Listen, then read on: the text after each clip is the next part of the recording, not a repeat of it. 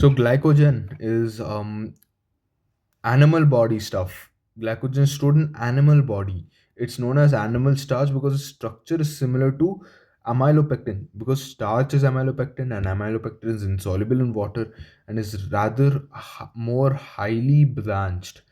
Like it's branched more like that. So then it's present in liver, bro. Liver, muscles, and brain is its presence. When a body needs glucose, enzymes break the glycogen down to glucose. Glycogen is also found in yeast and fungi. So this one is what I was talking about. Absence of aldehyde group is because it doesn't react with hydroxylamine to form oxime. See over here. See over here. Pentacetate of glucose does not react with hydroxylamine, indicating the absence of free CHO group. See, amino acids to we know, but only alpha amino acids are obtained on hydrolysis of proteins. Only alpha amino acids are obtained on hydrolysis of proteins. Go through Tiru IIT Delhi video for essential, non-essential, and the structures. So which can be synthesized in our body, that is called your non-essential, and which cannot be synthesized and must be obtained through diet are called essential amino acid. Amino acids are usually colorless. They're crystalline solids. Crystalline solids. They are water soluble, unlike amylopectin. Remember, um, it has high melt. It's a high melting solid. High melting solid and behaves like salts rather than simple amines or carboxylic acid. This is because of zwitterion concept. So that is fine. See, amino acids show amphoteric behavior as they react with both acids and bases in these Witter ionic form. One more thing, most naturally occurring amino acids have L configuration. L amino acids are represented by writing the NH2 group on the left side. Peptide bond or peptide linkage, we know, right? Basically, we write in the L configuration both side by side. Then we just remove a H2O molecule like this. इसको हटा दो भाई.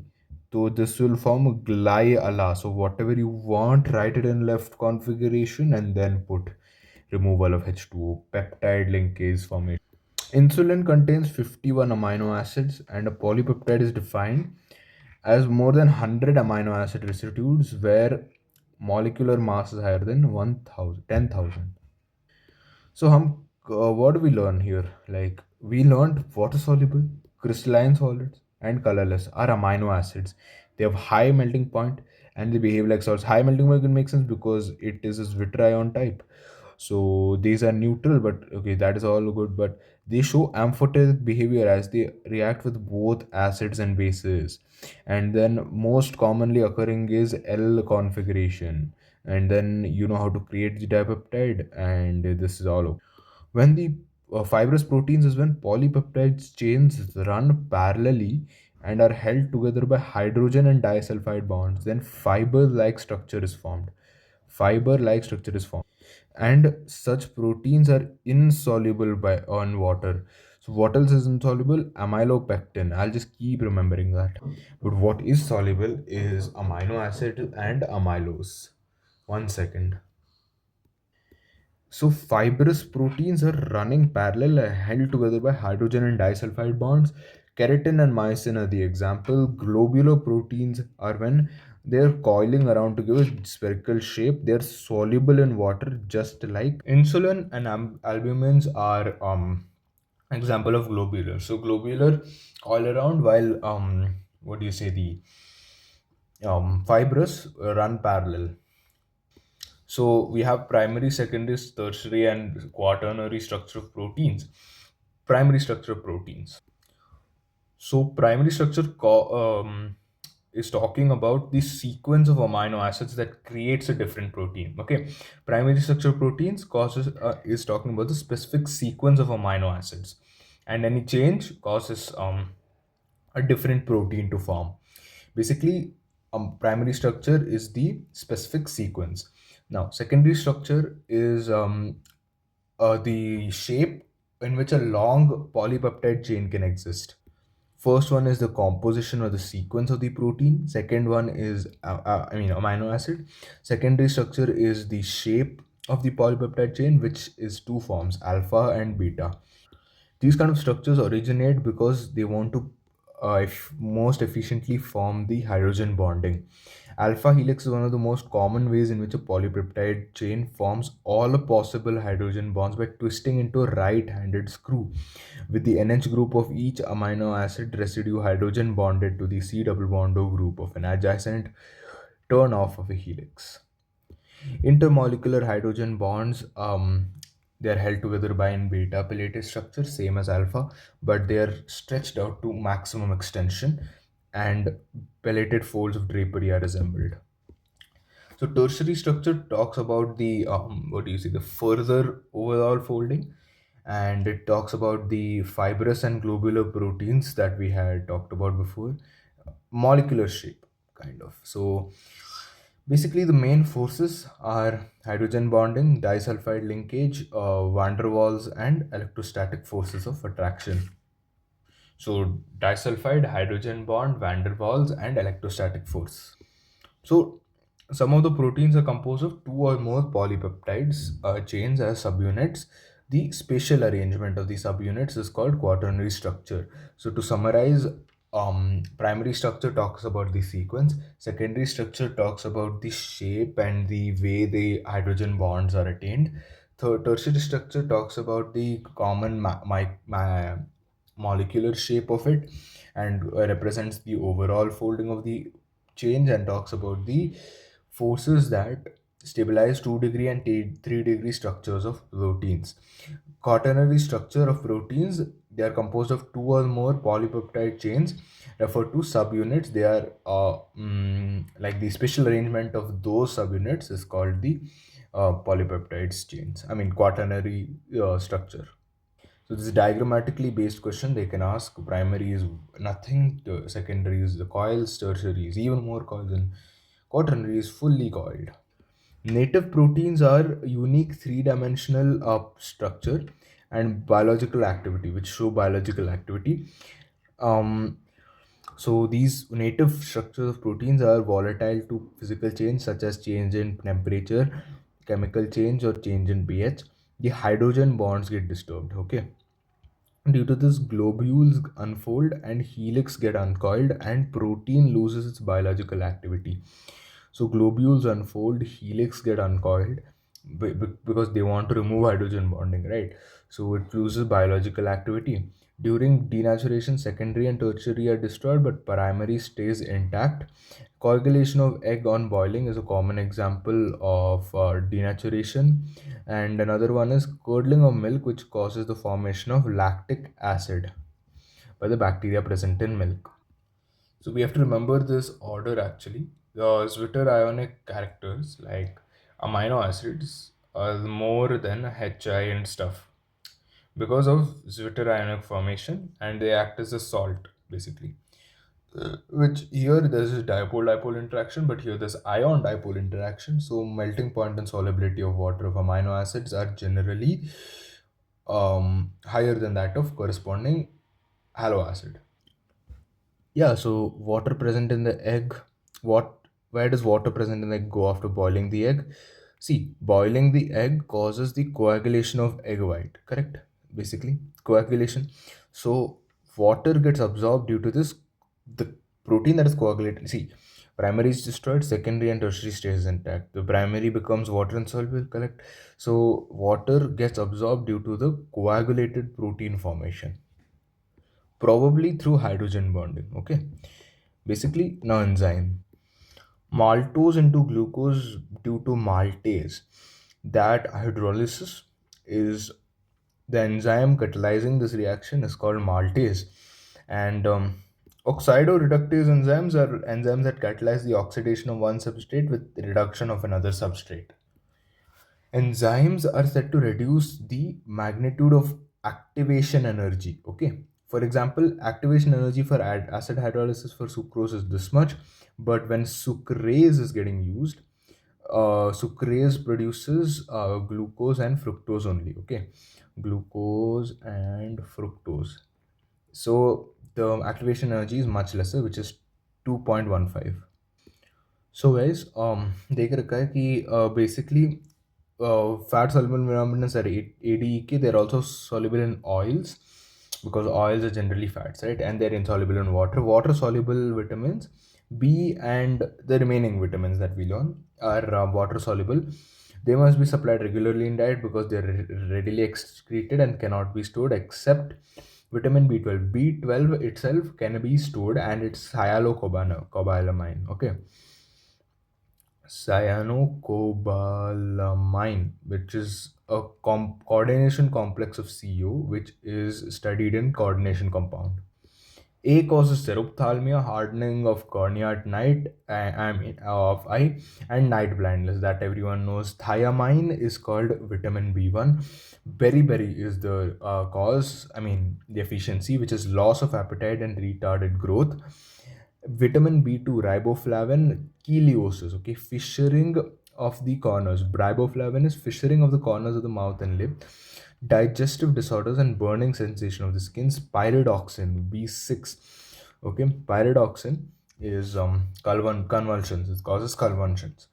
B12, in the other hand, it causes pernicious anemia. It's the most pernicious anemic thing, right? B12, which is cyanocobalamin, which can be stored in the body. Okay.